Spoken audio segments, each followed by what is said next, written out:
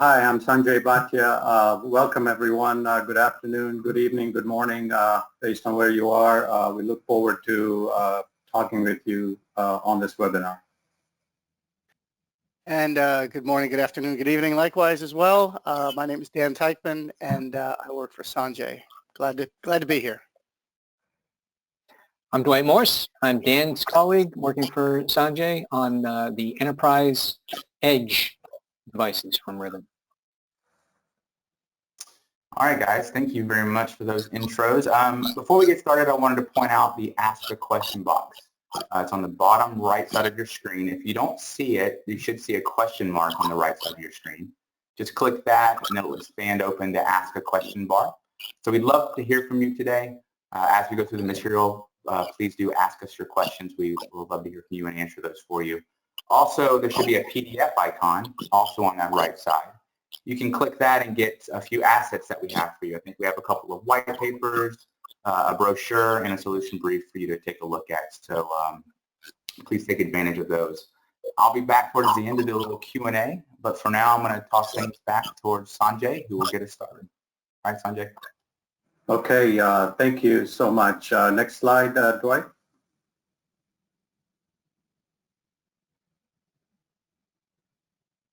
Dwight, yeah, there you go. Welcome everybody. Again, I'm Sanjay Bhatia. I run the Solutions Marketing organization here at Ribbon. I just want to give you an overview now of the combined company. We completed our merger early March, so it's been a little over a month now. And now you can see that we are a broader scale and scope company overall than the two individual companies were. We're now headquartered in the U.S. And have significant greater combined revenues based on the full year 2018 data that you see there. And now have customers in over 140 countries, so pretty global in nature, and a good size base of employees spread around the world. And in terms of our portfolio of offerings to partner and help all of you, we have a host of solutions that we work with our service provider and our enterprise and our critical infrastructure customers on. So next slide, Dwight. Thank you. So, so this slide is all about our market segments that we address, and just to give you a feel for the type of customers, and many of you are probably on this webinar. We work and partner with the leading service providers in the world at different tiers of network operators. They could be fixed operators, mobile, they could be multi-system operators like cable operators, wholesale, could be data center interconnect providers, or they could be enterprises, players with industry vertical focuses, or critical infrastructure providers such as utilities, transportation, finance vertical, government defense, education, and we're not only limited to those. So it just gives you a feel now of the combined company and some of the customers that we are proud, and this is just a small sampling of them, just to give you a kind of a feel and a flavor of the type of partners that we work with to basically enhance their value propositions and help them with mission critical and carrier grade type of infrastructure. Next slide. So in terms of solutions and our portfolio, now we have a much broader portfolio of offerings that we work with communication service providers with. These are some of the big areas that we help and work with our customers all the way ranging from what you're used to in terms of packet networking, optical transport, metro aggregation, access to core optical networking, 4G, 5G, mobile, backhaul. We also now have a suite of offerings for voice services, infrastructure transformation, what we call our network transformation for voice services, as well as network transformation on the transport layers of your networks. We also have a suite of cloud communication services offerings that are white label. And more importantly for today's webinar, we're going to focus on the bottom 4 set of solutions that basically are all about secure voice, secure cloud, unified communication services, contact center services, and analytics that we'll get into, just to give you a flavor of the types of things now as a much broader company we can work with you on closely and help you achieve your business objectives, both on the operations side as well as revenue generation and becoming digital service providers as well. So that's kind of the focus of today's webinar, is those bottom pieces there that we're going to deep dive on for you. Next slide. So before I hand over to Dan, just give you now a kind of a deployment architecture or a network architecture type of a view. What you're seeing, there's a lot of things in this chart, but what you're seeing are different layers of the network ranging. If you go from the bottom up in the middle, you're dealing with optical transport, packet networking layers at the bottom there. And as you move up into your different services and different software orchestration and virtualization, you move up into the cloud. And so our solutions now play in the majority of these layers and have flexible deployment architectures all the way from the edge into the access side, metro, and into the core. So for instance,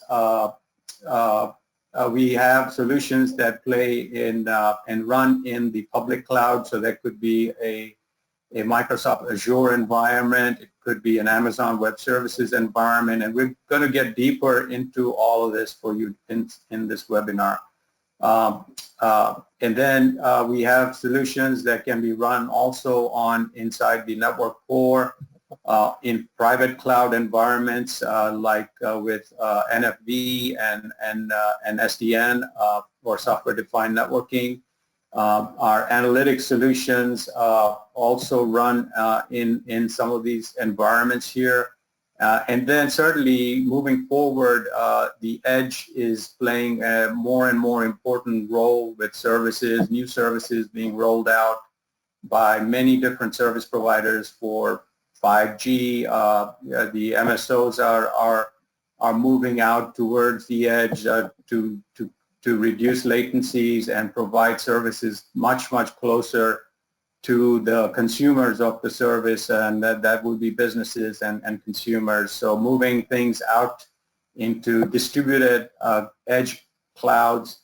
And so we have solutions now that span all these layers and all these different environments, and hopefully later in this webinar we'll give you a better feel for those things. So today's focus on the webinar today is going to be in that top part, which is kind of the pinkish red elements, and we're going to cover services that, solutions that help you with services that run in those environments, and those could be services that run in your network and basically enable your different service offerings, or they could be managed services that you as a service provider are offering into the enterprise.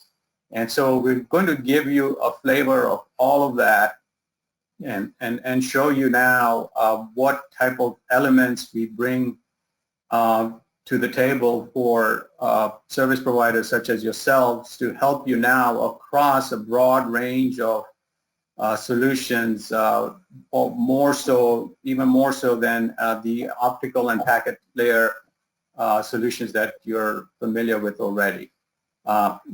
So with that, I'm going to hand it over to my colleague Dan to take you to the next section of this webinar. Thank you, Sanjay. My intention for the next 10 to 15 minutes is to give you an explanation of the service provider use cases for network interconnect services and to show you, as Sanjay said, how our solutions address those requirements. Next slide. This is a representation of a generic service provider network. The blue circles are a very high-level representation of network-to-network connectivity. So this can be any fixed or mobile network operator. It could be a cable network operator. It could be a wholesale or interconnect carrier. It could be a local or regional utility who wants to get into telecommunications. The important point to point out is what I'm trying to show here on the left and on the right is IP connectivity. I have added in PSTN connectivity as well for completeness, but the majority of our focus today will be on IP connectivity.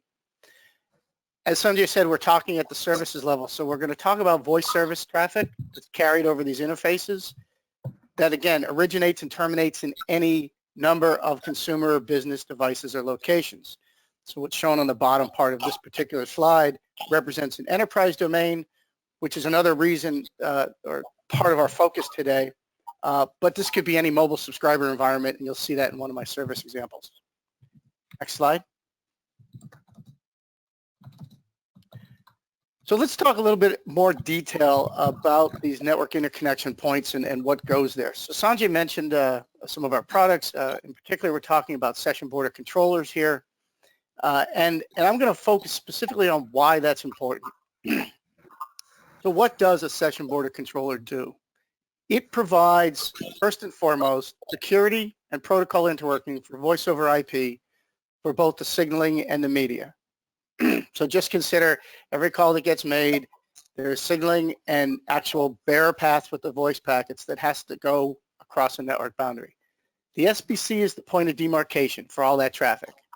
So whether that traffic is leaving the service provider's network for an IP interconnect partner or for that matter to a service provider using a public cloud, it doesn't matter. It's the demarcation point. For this reason, SBCs need to scale. They need to deliver feature performance at that scale, and that's something we do really well.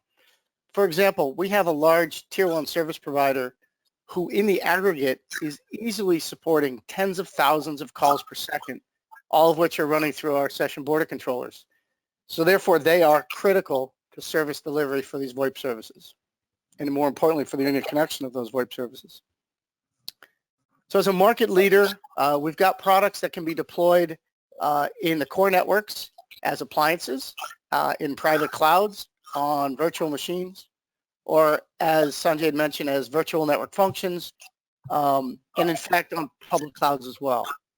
The key point for me to leave you with here on this is that our SBC portfolio shares a common feature set. So it's the same features, the same capabilities, regardless of your deployment options, and our ability to scale and do performance for those features at scale also applies regardless of deployment model. So as I go through this, I'll point out some places where we have different deployment models, but I think it's important to recognize that we've optimized the session border controller to work in all environments. Next slide, Dwight. Thank you. So let's say the session border controller is the demarcation point, but is that all you need? And the answer is no. What you really need is also a centralized policy and routing solution. So here at the top, I've added our Ribbon PSX, which is that product. The reason why you need centralized policy control and routing is it optimizes the interconnect traffic. Otherwise, each and every SBC would have to make its own routing decisions without the context of the rest of the network topology and other alternate available paths. So by centralizing this, the network operator can take advantage of multiple things. For starters, with our product, there's over 20 plus routing models and the ability to do external database dips in order to support calculations for least cost routing. And that is a major factor of interconnection, is how do I transfer traffic to an interconnected partner at the lowest cost possible. In addition, because it's centralized, the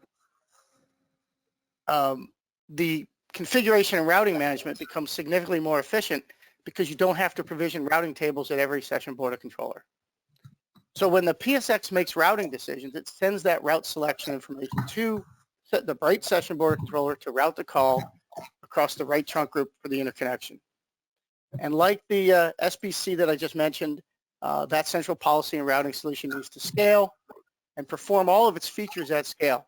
Again, to give you an idea of what that is, at one of the very largest tier 1 network operators today, they have our PSX and it's handling approximately 50,000 calls per second and making routing decisions for each call in real time.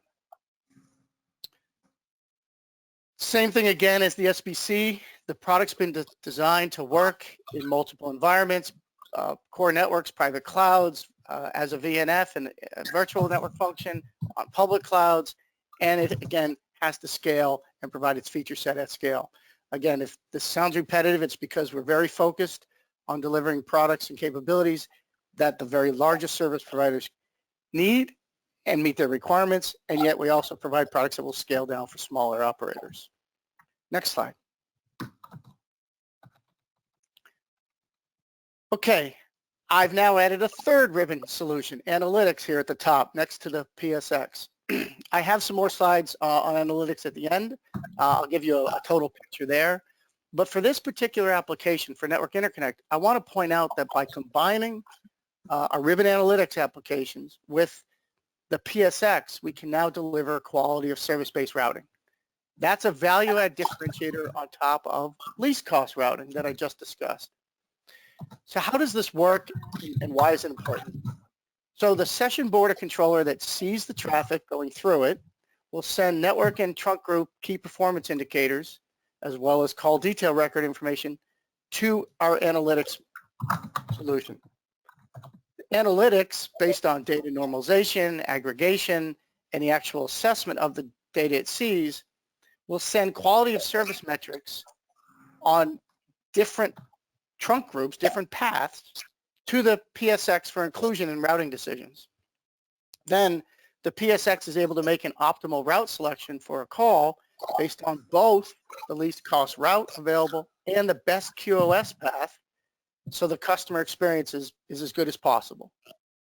And then the PSX then takes that information and provides it to the right SBC for routing the interconnect. And again, as usual, our analytics solution is designed to scale and perform all capabilities at scale and is deployable in both cloud and non-cloud environments. So with that, let me move on. Next slide.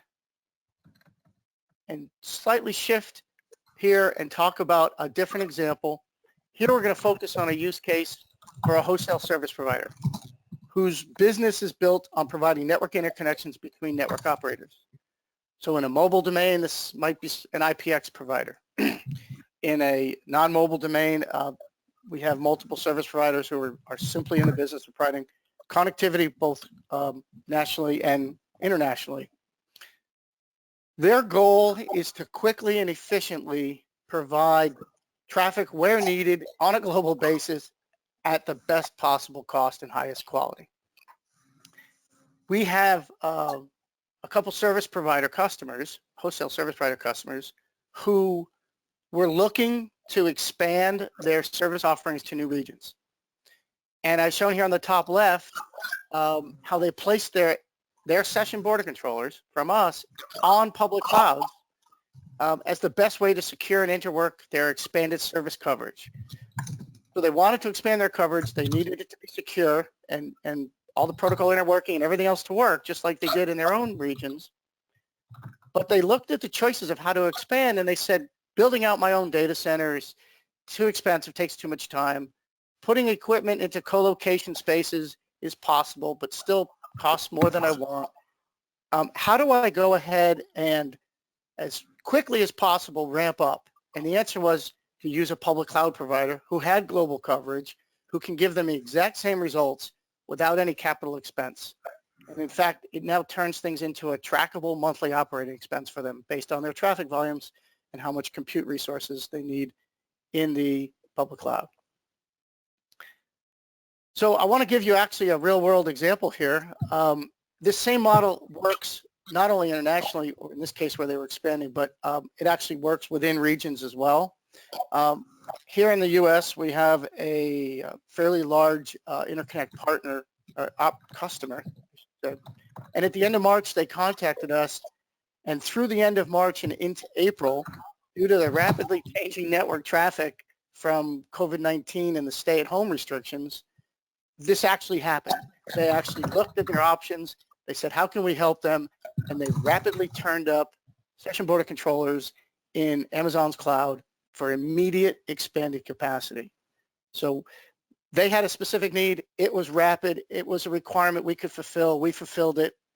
Everybody's happy. It's all a good story.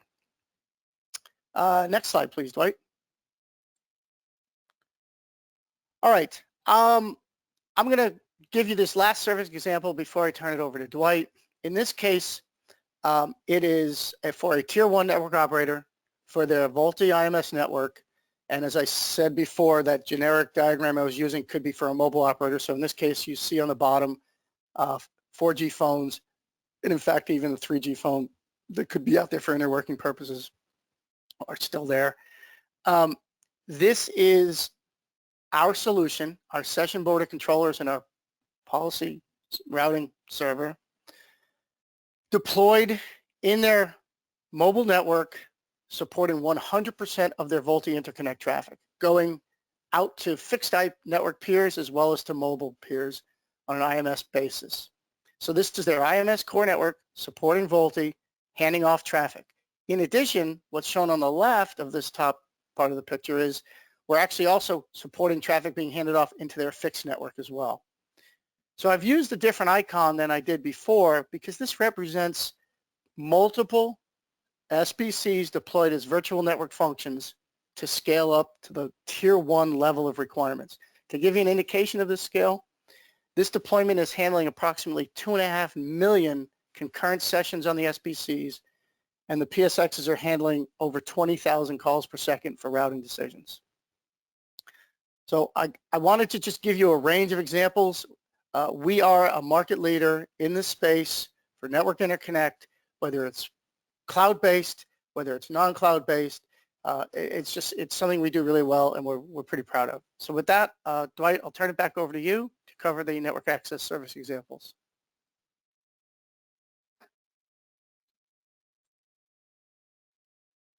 Thanks, Dan. Appreciate it. So voice over, or voice traffic in general, has moved off its own network and onto the IP network. And connecting voice calls over IP employs what is the session initiation protocol. So when we're talking about SIP, that's what we're talking about, the session initiation protocol. And service providers offer SIP trunks to organizations to connect their employees' calls to the public switch telephone network. So when they want to make an external call, they do that using a SIP trunk. And not having to manage a separate TDM network, which is what was used in the past, is going to be able to allow those companies to save a lot more money. It's cost effective and it's more efficient because what you're doing is you're using the same network connection for data and for voice. A session border controller, Dan talked about what session border controllers do. It uses, it's used basically to secure open sessions for voice communications. Right?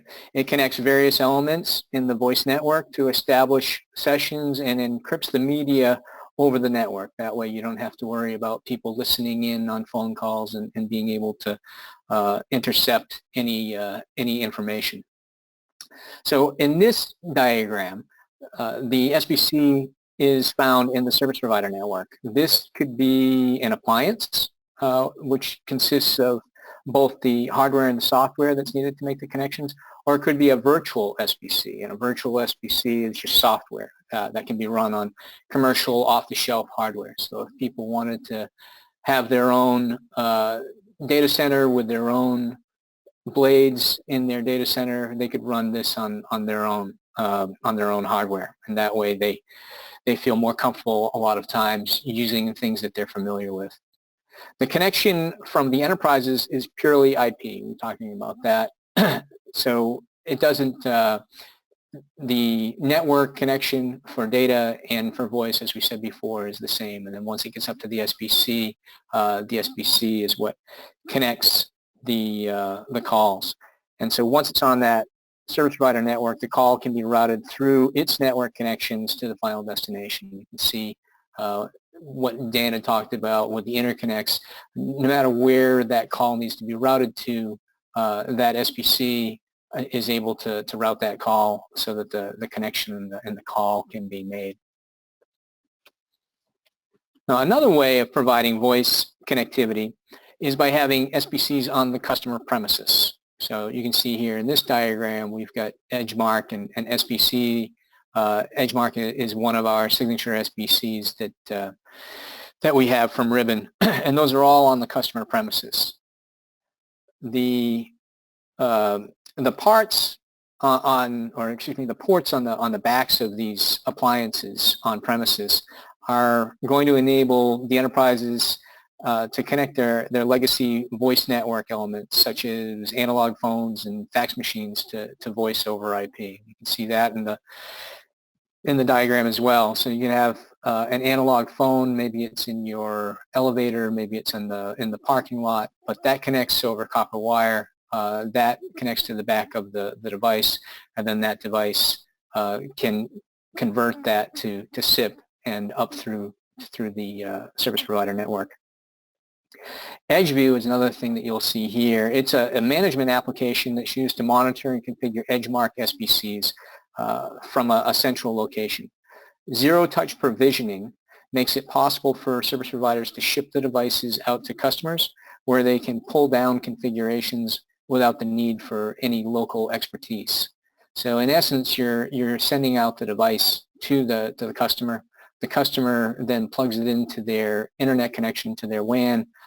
It goes and retrieves the configuration from the EdgeView server, pulls that down, and it's up and running. This greatly reduces the time to revenue for service providers, as well as reducing the support costs.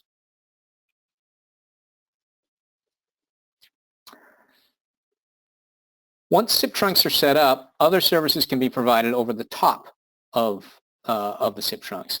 So one of those is unified communications, and it has a voice element that travels through SIP. Some service providers of unified communications, and they offer that as a service, and they use that to augment their revenue. In this instance, the service provider manages both the unified communications as a service, you can see in their network, and the SBC from their own network. This is one way of doing that. But not all service providers have that capability. They don't have the expertise. So another option for service providers that want to offer unified communications as a service but don't have the desire to manage the platform is to offer Kandy unified communications as a service from Ribbon.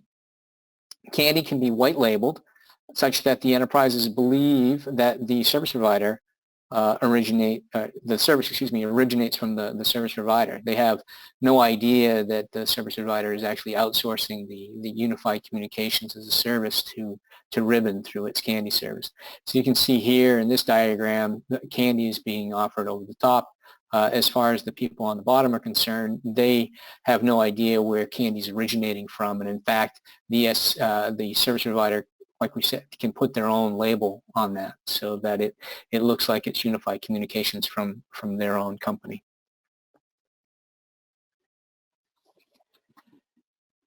You may have heard about other UCaaS providers, companies like RingCentral and 8x8. They're very popular solutions to communication services for enterprises. They'll have monthly plans. People can get their phone numbers from these services. They'll also add other services on top of that, whether it be more communications like chat and video conferencing, or if it's also collaboration services. So oftentimes you'll see, for instance, RingCentral will bundle Google Docs along with its services and have different bundles for different prices to their customers. So in this case, the service provider is the middleman. All right, and they provide the SIP trunks over which the unified communication as a service travels. The issue here is that a lot of providers are going to find that they are initially held responsible for any service traveling over their trunks. If the enterprise has a quality issue with their unified communication service, they tend to call the service provider first, even though, as you can see here, it's coming from the public cloud. As far as the enterprise is concerned, they're going to say, well, I'm having trouble calling using my unified communications. You're my service provider. I want you to fix it. And that, ladies and gentlemen, is why some service providers prefer to have an Edgemark device on premises. They can take more control of the services that are being offered over the top of their SIP trunks. Edgemarks monitor both the LAN and the WAN side of the device, and that helps service providers to remotely troubleshoot from where the problem stems. Triggers can be set to alert the provider when a service level threshold has been crossed. For example, mean opinion scores that measure the quality of voice calls. You can set the threshold for a mean opinion score. Once it goes below that threshold, an alert is triggered, and so the service provider can proactively diagnose the issue and then remotely troubleshoot that. In addition, specific application traffic can be prioritized to help ensure that the quality levels are maintained. So if you're getting blamed for that UCaaS not being, or the Unified Communications as a Service not having a high quality, you can prioritize that Unified Communications traffic such that it is preferred over some of the other things that go over the network, and that will help to ensure the quality of that stays at a level that is acceptable. A special case of Unified Communications as a Service is Microsoft Teams. Teams employs a different way of connecting voice calls. You've probably heard of Teams. It's been very popular, and especially lately. So a connection to SIP is made through a capability that Microsoft calls direct routing. In order to use direct routing, the direct routing is what allows you to directly route traffic from a SIP trunk to the Microsoft phone system, and that is the system that Teams uses to make phone calls. In order to use direct routing, you need a certified session border controller. And Ribbon is one of a very small handful of vendors whose SBCs have been certified for direct routing. Many service providers are using our high-capacity carrier-grade SBCs to serve multiple enterprises wishing to make external calls through Teams. And you can see here in this diagram, you've got one SBC that serves multiple enterprises that are coming up through those SIP trunks.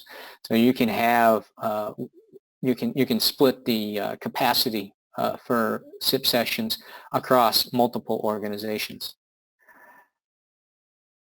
Microsoft Teams is a huge opportunity for service providers. It is the market leader in unified communications and collaboration space with more than 44 million daily active users. They just updated that, and that's something that's been going up, been increasing exponentially, really, again, since what, like Dan said, the COVID-19 work at home situation has made it so that Teams is being used much more often for remote workers to connect and to collaborate.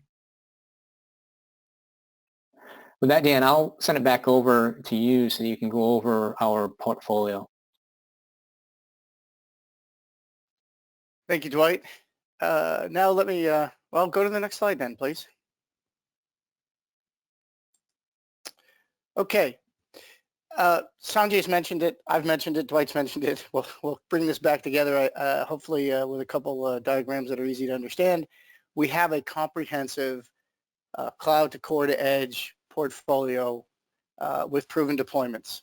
So what's shown here, again, for the service provider core network, for their private cloud, even for the service provider's network edge, right? Some of that network interconnect, for example, or even a multi-service tenant solution at the access domain or into the access domain.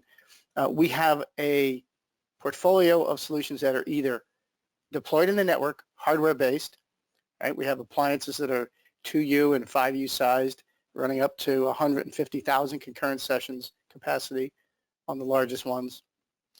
And the PSX and the EMS, which is the element management system, which we haven't talked about, but it's kind of important.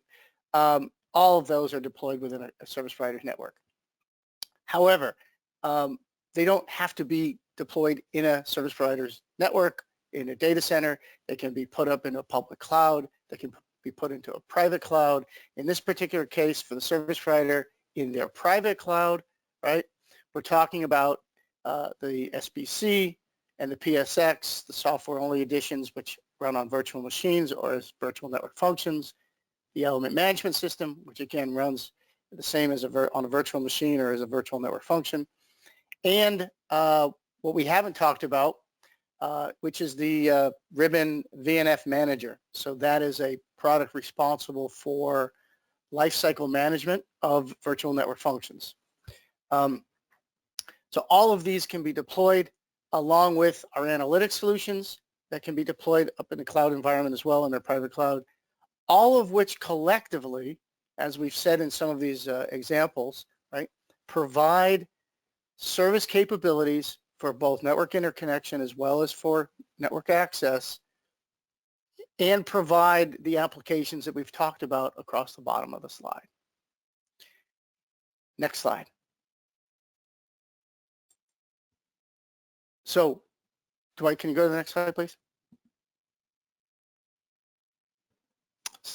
So the public cloud, what changes, right? I've already mentioned that we have customers deploying on the public cloud. What changes is for a service provider, they don't own the cloud. They don't have to maintain it. That infrastructure costs moves to the cloud service provider. There's a different granularity of scale that can often be achieved in a public cloud.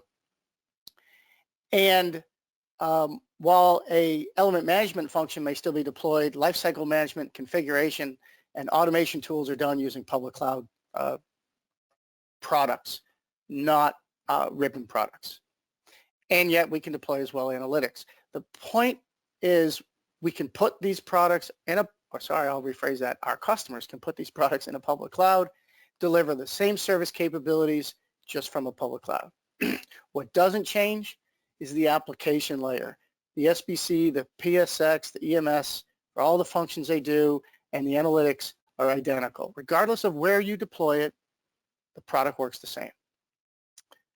And Dwight, the last slide, please, on this subject. Dwight mentioned managed service providers and being able to provide services to an enterprise customer, regardless of whether they were deploying in the cloud or on the enterprise's premise. What we show here is that we have a portfolio of SBC solutions that can be deployed on premises. Dwight's pointed this out, equipment that comes with digital analog ports to connect VoIP communications to legacy systems. He pointed out the edge view, being able to provide centralized management, configuration, remote troubleshooting, using that to avoid truck rolls and more rapid resolution times. So we have a set of products that can be deployed in a cloud environment as well as on premises. So the SBC Suite Lite, which is a smaller version of the SBC Suite that runs, again, on a public cloud on behalf of an enterprise customer, the EMS and Edgeview, which I just mentioned, and again, our analytics solutions. So in total, all of these solutions can be deployed down into the enterprise edge, whether that enterprise edge is physically on their sites or whether that enterprise actually wants to use that product in a public cloud, which is a configuration we support. And the one last thing to point out, and Dwight's already mentioned it, right? Our entire SBC portfolio is certified for Microsoft Teams, and that becomes an important choice of vendor for many of our customers. Okay, Dwight, if you'll jump down, thank you. I want to move on to our last subject here, analytics, and then I will hand it back to Sanjay to wrap it up. Okay. Our ribbon analytics portfolio consists of many applications. We've grouped them into these categories of operations, security, and monetization. They support numerous use cases for delivering service assurance, for delivering security, for delivering the ability to understand subscriber behavior and drive ultimately subscriber and revenue growth. All of these applications are powered by Ribbon Protect, which is our underlying big data analytics platform. And our customers can leverage the investment in that one single platform and out-of-the-box applications to speed up deployments and get value on their return and investment in analytics. So let me walk through a couple examples here. Operations is a comprehensive network and service view across multiple dimensions. So it could include, again, for a mobile operator, for example, specifics about the subscriber device, the cell sites, the network elements, the traffic's coming through. In a fixed network, it could represent information about the subscriber, the network elements they're going through, details about the signaling and media. So signaling and media is across all networks. Specifics depend on the network being monitored. The solution is good for network planning, network engineering, network operations teams. It runs the gamut, if you will, to help them understand network and service trends and troubleshoot network issues. Security applications are intended to detect and alert and mitigate malicious VoIP traffic flows. So in addition to being able to do that, we actually have automated threat intelligence and security enforcement decisions that can be shared across the network into different elements for enforcement, which reduces security management silos and creates an overarching security umbrella that greatly reduces the threats that can be seen in real-time communications landscape. And finally, monetization. These are applications that will enable the monetization of usage data and location information by a mobile operator for their purposes, so their marketing departments, or working with third parties who are going to offer services on their behalf. And yet it's built specifically to comply with subscriber privacy policies. And what it's doing in this set of applications is providing an end-to-end subscriber to service visibility. So operators can understand how customers are behaving and offer them services that will realize new revenues. So with that, Dwight, I'm going to turn it back over to Sanjay. Sorry, I apologize. One last slide. I want to put this into the same context we've been doing with the other network slides and use the overall network solution architecture that we showed early on. So as you can see on the top of this image, the purple box represents the extensive coverage we have in both mobile and fixed networks, wherever and however the network operator has deployed services. So again, as we've talked about, this could be appliances, this could be using private networks, this could be on public networks, this could be ranging from the core to the network edge. And then adding in the two purple boxes on the bottom left and right, we again have analytics visibility to the service and subscriber behavior all the way from the cloud to the core to the network edge to the end user at what I'll call the services edge. So I'll put this in context for you with a couple examples. Let's take a mobile subscriber who's using both VoLTE and LTE services on their 4G phone. With Ribbon Analytics, a mobile operator will have insights into their application traffic, into the quality of service metrics for the services they're using, information about the device being used, information which portions of the RAN are carrying traffic into their core network, and how that traffic traverses their core network ultimately for connectivity somewhere else, to another user, to a website, to an interconnected network.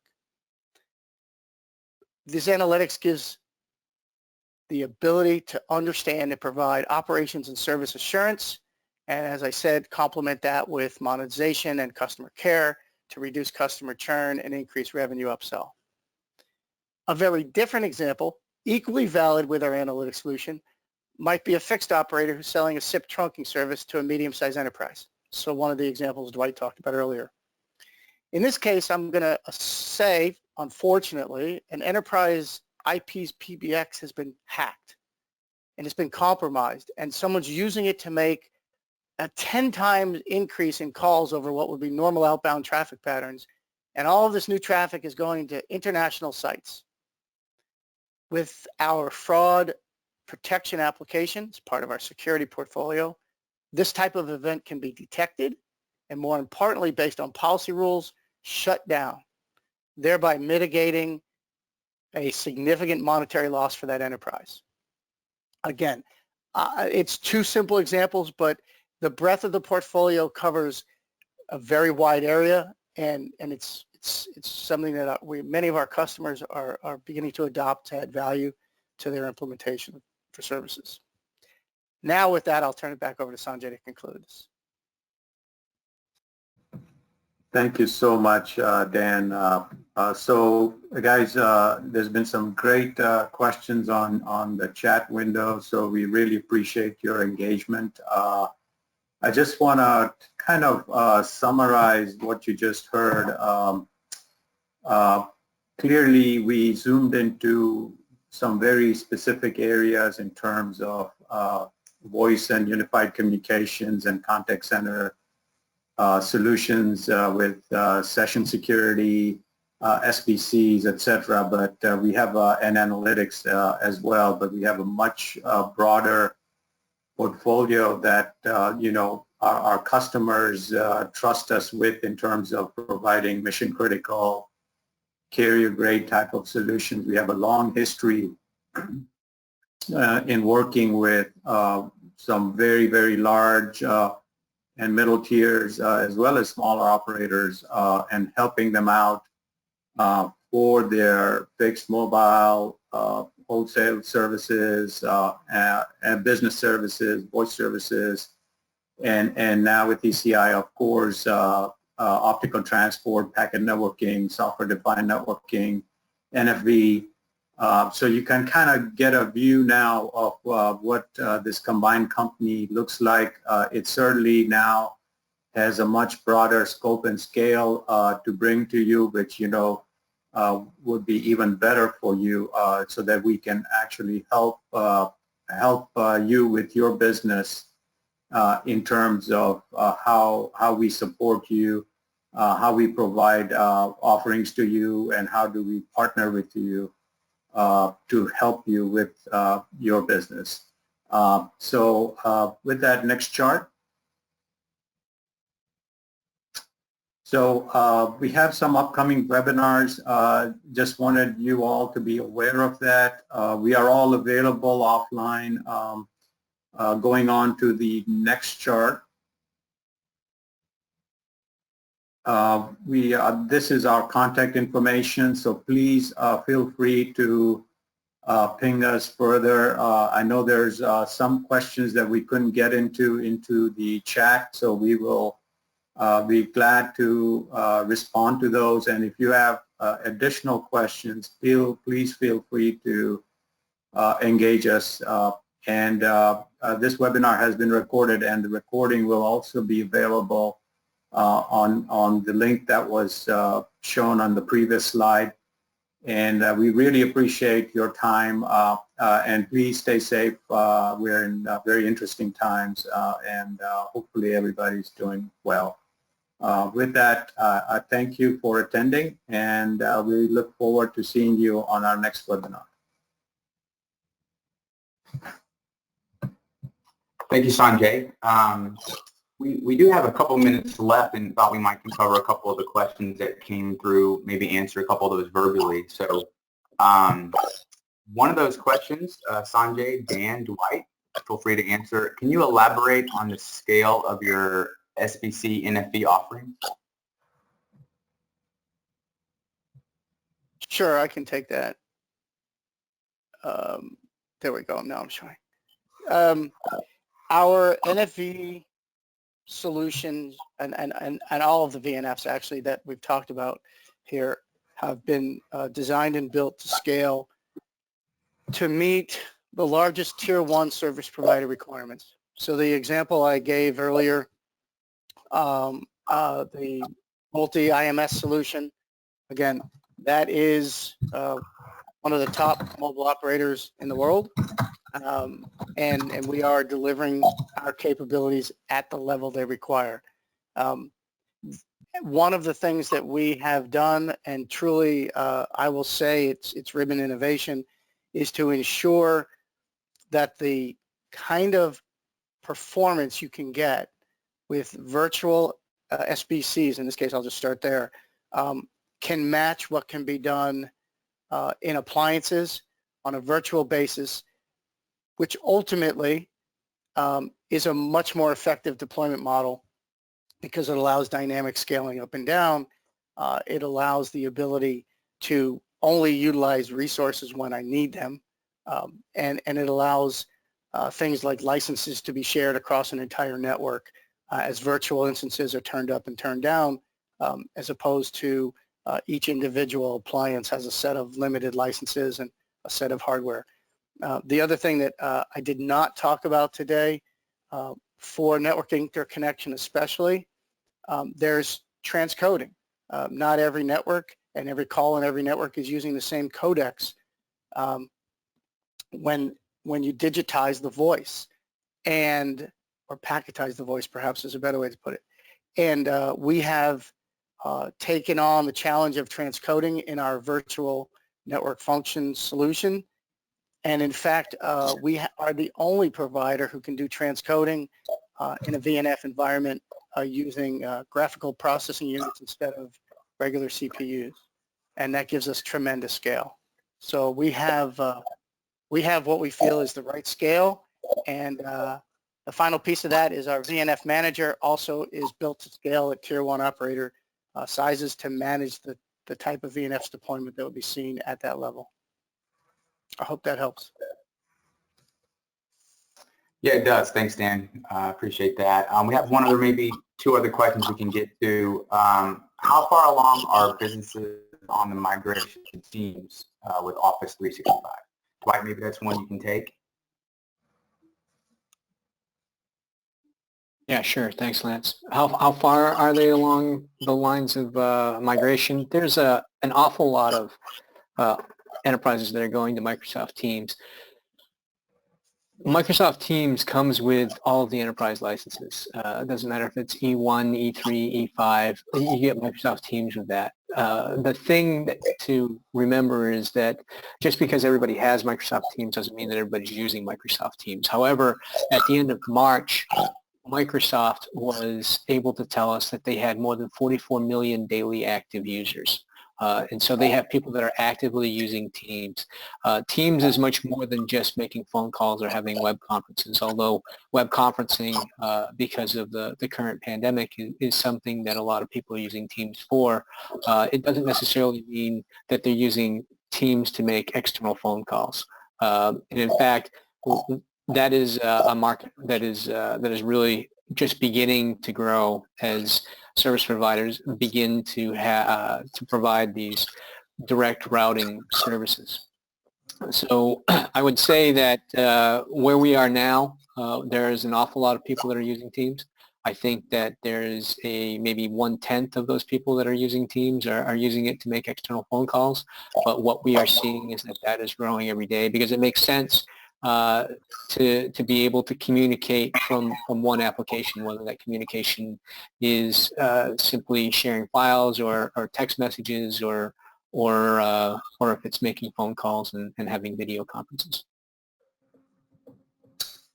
Yeah, thanks, Dwight. So there's some other questions about edge deployments as well. Let me address those. There's questions about containers and microservices. So we have many different solutions and supporting microservices architectures for edge deployments as well as aspects of containerization. So we can get back with you into more details on the different solutions and parts of the portfolio that we have that could support your requirements as well. So appreciate those questions as well. Thanks, Sanjay.